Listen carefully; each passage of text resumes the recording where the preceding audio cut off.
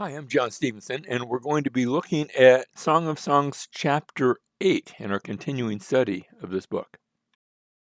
We come to chapter 8, verse 1. Oh, that you were like a brother to me. Now, this is the bride speaking. And when we first read this, we think this is just sort of weird and strange. Oh, that you were like a brother to me who nursed at my mother's breasts. You say, she wants her lover. She wishes that he were a brother. And you have to understand something about the culture of the day that really disapproved of close familiar contact with between spouses in public. Public displays of affection between a husband and wife just were not considered to be appropriate. But it was okay to have that public display of affection. It would be of a different sort, but with between siblings. That was considered okay. Spouses were not.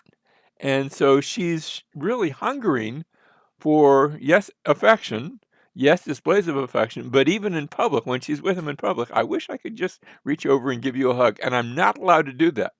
And that's what she says. Oh, that you were like a brother to me who nursed at my mother's breast. If I found you outdoors, I would kiss you, and no one would despise me either. And that was no longer that was not considered appropriate. And so the issue of public displays of affection. Remember the story of Isaac caressing Rebekah in Genesis chapter 26?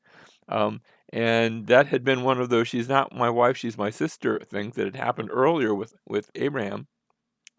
And in that case, it was a public display of affection, but it wasn't really very brotherly or sisterly. And so remember the king of the Philistines had looked out and seen that and said, something seems out of accord with that. Same sort of thing taking place here. We continue, the bride still speaking. I would lead you, again, if we were allowed to do that sort of thing, I would lead you and bring you into the house of my mother who used to instruct me. She wants to bring him home to mother. I would give you spiced wine to drink from the juice of my pomegranates. And then verse 3, we've seen this before. It's repeated. Let his left hand be under my head and his right hand embrace me. So we saw that back in word for word back in chapter 2, verse 6. And we're going to see a number of phrases repeated here in this chapter or alluded to in this chapter, which we'd seen earlier in the book. And it's showing a certain amount, especially when we notice the order they're going to be given. We're going to see the parallelism taking this chapter and connecting it with much earlier in the book, going back to chapters 1 and 2, back in the beginning of Song of Songs. Now we have the groom speaking. I want you to swear, O daughters of Jerusalem, do not arouse or awaken my love until she pleases. And again, we've seen this before. I adjure you, O daughters of Jerusalem, by the gazelles or by the hinds of the field, that you do not arouse or awaken my love until she pleases. So we've seen this line before. We're having a number of lines that we've seen, and now they're being repeated. Who is this? And the daughters of Jerusalem answer, who is this coming up from the wilderness, leaning on her beloved? So it's looking at her, but it's actually seeing both of them. And so the question is asked. We'd seen that question back in chapter 3, verse 6, leading up to the wedding. Who is this coming up from the wilderness? Behold, it was the traveling couch of Solomon. In this case, it's not just Solomon coming; it's the two of them. They're finally together. The wedding's taking place. They're on their honeymoon, and now the bride speaks. Beneath the apple tree, I awakened you. Now we saw references to an apple tree earlier. Beneath the apple tree, I awakened you. There, your mother was in labor with you. There she was in labor and gave you birth. So notice the apple tree, and we'd seen that back in chapter 2, verse 3, like an apple tree among the trees of the forest. So is my beloved among the young men. He stands straight, he stands tall, he's straighter and taller and tastes better than any of those others. That's the picture here. And then this idea, there your mother was in labor with you. She's speaking to him and about him. There she was in labor and gave you birth. And I want to go back to that place where you had your beginning, there in that location. There she was in labor and gave you birth. I want to go back to show that continuity of life because in the same way that she gave birth to you, you and I are going to come together, and eventually I will give birth to somebody that will be the union of the two of us. And so there's something where she's now connected to him and to his family, and she sees that and delights in that. Verse 6, put me like a seal over your heart. She's still speaking. For love is as strong as death. Jealousy is as severe as Sheol. Its flashes are flashes of fire, the very flame of the Lord. And this almost reads, yes, it starts off, she's speaking to him and about him, but it almost turns into something of a little proverb here. So let's take that apart. First of all, put me like a seal over your heart. Remember that a seal was served as a mark for an impression that was made that served as a signature. It signifies ownership. You would put your seal on something that you owned. Put me like a seal over your heart. You own me, and I'm connected to your heart. I am there. There's ownership. There's a permanent possession. There's protection, like a seal on your arm. She continues. So heart and arm, and she's connected to him, and she wants to be seen as such. And now we have this it's almost a proverb, for love is as strong as death, jealousy is as severe as Sheol. Notice the parallelism, death and Sheol. Sheol is the place of the dead. Strong and severe, two different words for saying the same thing. In this case, notice how love and jealousy are parallels, and we don't always think of them in such a manner. Now, this is reminding us that not all jealousy is bad. It's not that he is jealous of her or she is jealous of him because she doesn't want him to have something or he doesn't want to have her to have something, but rather they are jealous for each other to have each other exclusively. If I'm jealous of my wife's attentions, that means I don't want her to pay attention to somebody else in the way she pays attention to me. Now, it's okay if she, is talking to folk and in a social setting. There's nothing wrong with that. It's not that sort of jealousy, but I don't want her to have the intimacy that we share to be shared with anyone else. That wouldn't be appropriate. That's a proper jealousy. And then finally, we come to this last phrase. Its flashes, the flashes of love, and you say, and jealousy, maybe, a proper jealousy, which is connected to love. Its flashes are flashes of fire. That's the strength part of it. And then we have this last phrase, which is only a single word in the Hebrew text, the very flame of the Lord. Shall havet Yah. And now notice I put a little dash there just to help you with the pronunciation, but it's actually all one word in the Hebrew. So the flame, that's the shalhavet, and then Yah is short for Yahweh. If that's how we are indeed to translate it, this is the only time that God is ever mentioned in the entire Song of Songs. And not everybody agrees that it is Yahweh that we're seeing, at least as a person. I mean, Yah is a shortened form of Yahweh. So for this reason, the NIV rendered it a mighty flame instead of the flame of the Lord or the flame of Yah or the flame of Yahweh. Just a mighty flame, seeing that term Yah to be used as a expression describing something very strong, a mighty flame.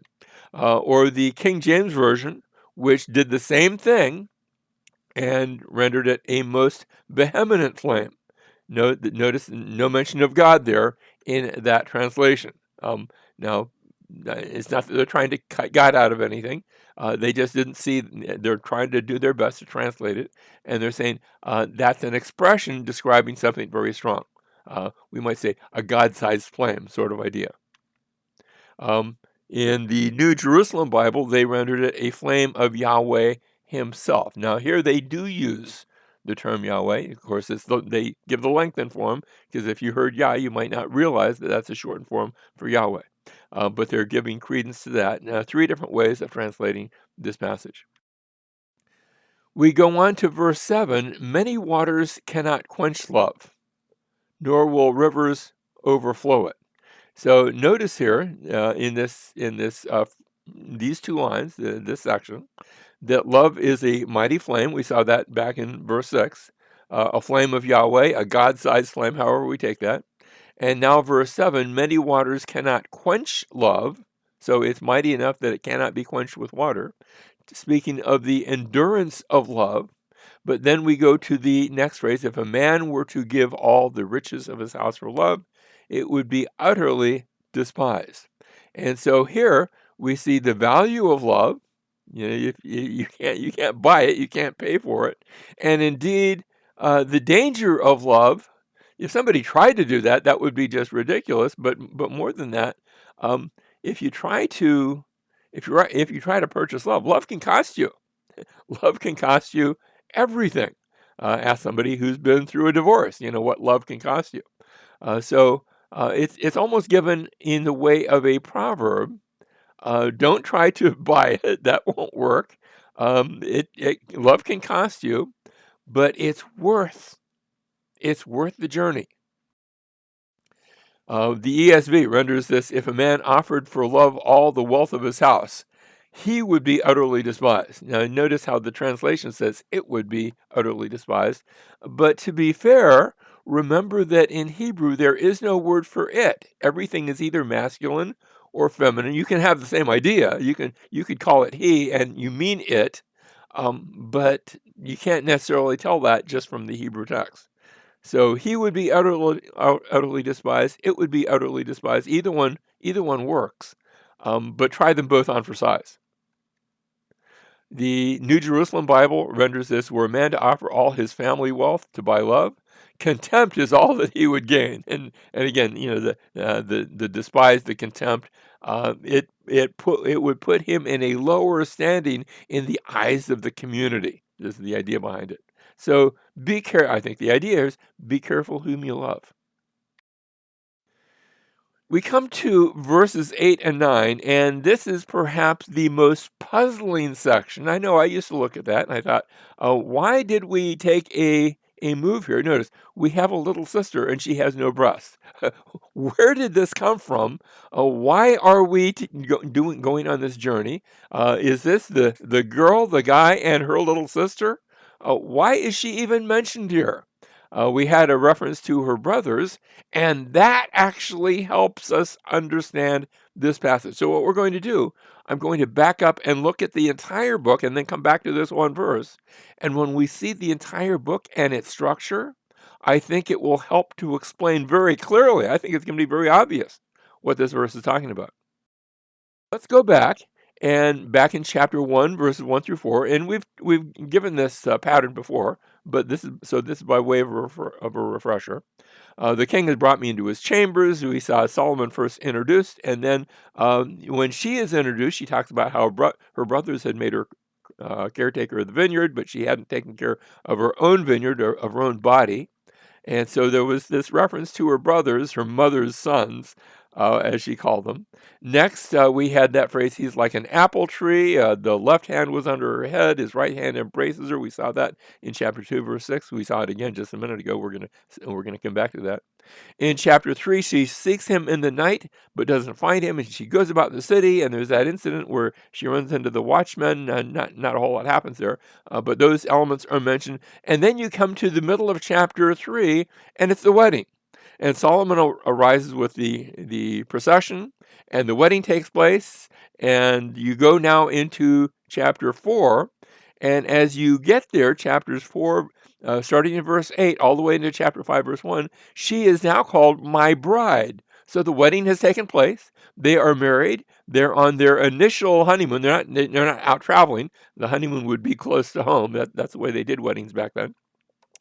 Again, we have where she wakes up and she seeks him in the night but doesn't find him, and she goes about the city. And again, there's watchmen. So notice the repetition with chapter 3, verses 1 through 3, with this section in chapter 5, verses 2 through 8. Next, we have a series of descriptions as they come back together. And she is described, and he is described, and she is described again over the space of two more chapters. So there's a lot of descriptions going on. But then after that, we have again that reference. The left hand is under her head, his right hand embraces her, just like we said, word for word, that we had seen back in chapter 2, verse 6. Again, we have a reference to the apple tree, love under the apple tree. And then corresponding to what we had with the brothers, making her caretaker of the vineyard, now we have this reference to the little sister. And now it makes perfect sense. The brothers have a little sister. Who's the little sister? The Shulamite is a little sister. But instead of being made caretaker of the vineyard, now she's the owner of the vineyard. Why? Because she's married to the king. And that brings us to the king finally, and we're going to see in chapter 8, verses 13 through 14, Solomon and his bride, and they go off on their honeymoon, and they ride off into the sunset, and the music is playing, and everything is grand. So let's look at this with the bride still speaking. I suppose you could say they're both speaking, but we're going to come right back to the bride. We have a little sister. She's speaking to him. I don't think he's necessarily speaking to her, but let's look at it. For what shall we do for our sister? What's happening here? Um, she's quoting her brothers, what they had said in the past. That's the corresponding parallel. And they had said, we have a little sister and she has no breast. What shall we do for our sister on the day when she is spoken for? What that's going to happen? They had looked at her and they thought, well, she's just a little girl. She's not grown up yet. By the way, she's grown now. She's married now. But they had not seen her that way.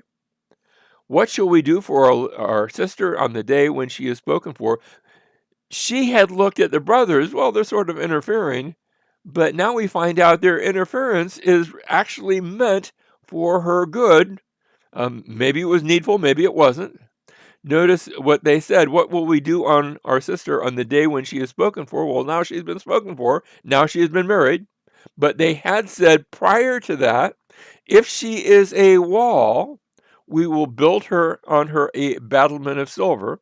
Now, what does it mean that she is a wall? Remember, she held herself, if she was acting appropriately, behind the veil. That served as sort of a wall. We've seen that wall imagery, that tower imagery, where she is protected and she doesn't let outsiders in, and even what they see just her eyes and the bridge of her nose through the veil.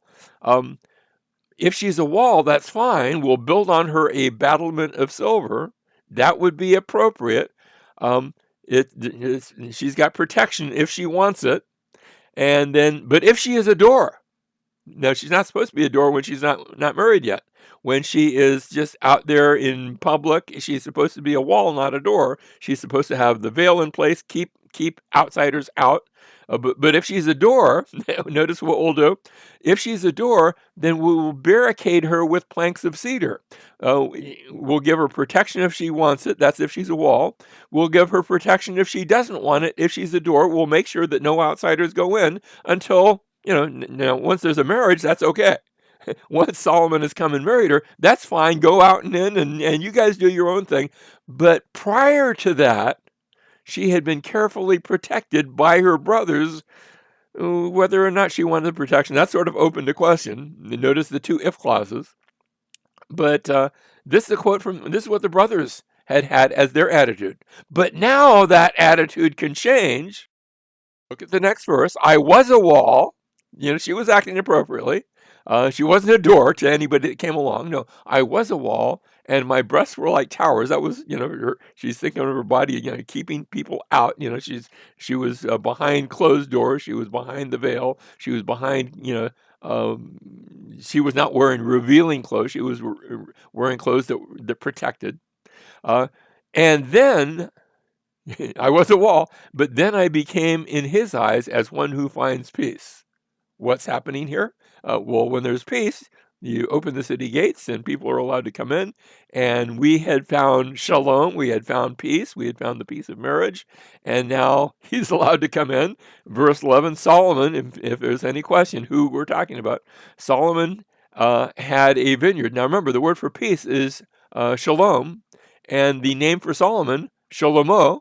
So Solomon, there's a play on words here. She found peace and she found Solomon. Solomon had a vineyard at Baal Hamon. He entrusted the vineyard to caretakers. So you have Shlomo, who has a vineyard. Remember how she had been made caretaker of the vineyard, but she hadn't taken care of her own vineyard? Solomon had a vineyard. He entrusted the vineyard to caretakers. Makes you wonder, who were those caretakers? Whose vineyard was it?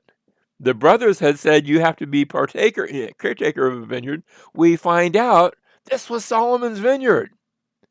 He entrusted the vineyard to caretakers. Each one was to bring 1,000 shekels of silver for its fruit. They had to be workers in the vineyard and take care of the vineyard of Solomon. He got sort of his cut, and they got their cut. It was a fair approach. Notice verse 12, my very own vineyard is at my disposal. She owns the vineyard. The 1,000 shekels are for you, Solomon. All this work that was done, that's her gift to him. And 200 are for those who take care of its fruit. Now, I'm not going to say this dogmatically, but I can't help but wonder, is that for the brothers? They're taken care of too. Where before they were working in the guise of workers working for the king, now the king has been given his gift, and she is she's part of that gift, but she's notice, my own vineyard. She owns the vineyard. She went from being a worker in the vineyard to owning the vineyard. Why? Because she's married to the king. And that's our story too, because we've been married. Can I say it this way? We've been married to the king, and we have been made co-heirs with Christ. And if I'm a co-heir, then what he owns, I own too. And she's delighting in that. And of course, the brothers are taken care of. So the 1,000 shekels are for you, and the 200 are for those who take care of its fruit. That's the brothers, I think. And so they are there, and everyone's happy, and they're ready now to ride off into the sunset. We come now to the last two verses in the entire book, and notice how it starts, "O you who sit in the gardens." Who's being addressed? She's not speaking to her husband. He's not speaking to her. She's actually doing the speaking here. It's not to the daughters of Jerusalem. It's you. You who sit in the gardens. He's speaking to you, the reader of the book. All throughout the last 8 chapters, you have been experiencing her story vicariously. By that, I mean, you haven't had the lover by you, but you're reading it as though you are sharing in their love. Now, it's not inappropriate. They didn't go behind any closed doors or anything like that. But you've been reading this, and now she says, my companions are listening for your voice. Where are you in the story? Tell us. Let me hear it, she says. Let's hear your story. What is your song? What is your romance? The romance that you are getting ready to follow her into. And so she puts out a call for you to participate in the story. Not with her lover, with your own. Verse 14, and now she speaks to him, hurry, my beloved, and be like a gazelle or a young stag on the mountains of spice. They are headed off to the honeymoon. They're going to be happy ever after. With that call to you, now you are ready to start your own journey. Now, some of you might be reading this, and you don't have a beloved, and maybe you're not going to have one. There's nothing wrong with being single. What about you? Well, let me just say, we all are part of a sacred romance. So maybe not in the physical sense, the sensual and sexual sense that we've seen all throughout this book, but maybe your romance will be of a different nature. And we've all been called to that romance. The one who came to earth to romance us, to purchase us as his bride. Let me hear it. We're waiting for your voice, for your story, and hopefully your story has already begun.